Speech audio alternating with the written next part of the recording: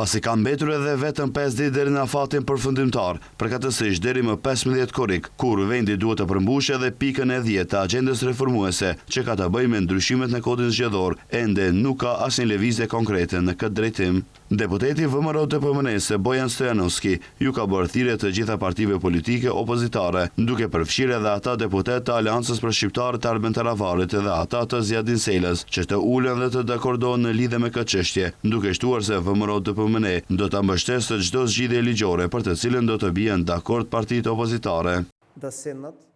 Edhe një herë u bë thirrje të ulen dhe të merren vesh. Ne do të pranojmë gjithçka që ata dakordojnë. Mjafton të realizojmë këtë qëllim dhe të mundsojmë qytetarëve tanë që jetojnë në diasporë të ushtrojnë të drejtën e votës.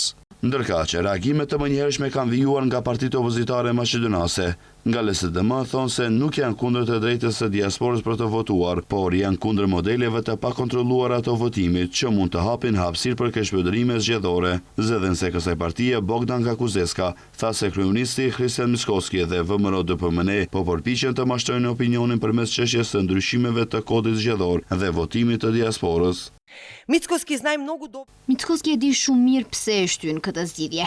VMRO ka histori të vjedhjes së zgjedhjeve. Para 10 vitesh pam si vidhej vota, si organizoheshin struktura paralele dhe si përdoreshin të gjitha mekanizmat e mundshëm për manipulim.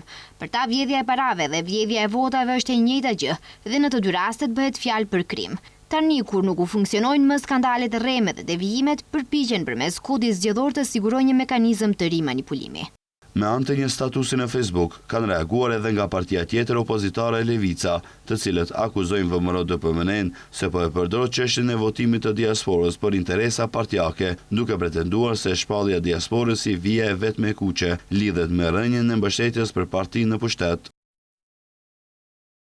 Nuk është rastësi që VMRO-DPMN e shpalli diasporën si vijen e saj të vetme të kuqe, në një kohë kur edhe anketat e saj, cilat sipas nesh financohen me para publike, tregojnë rënje të mbështetjes.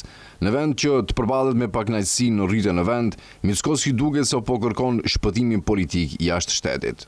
Kujtojmë se LSDM dhe Levica kanë paralajmëruar bllokim të ligjit me mira amandamente në kuvend.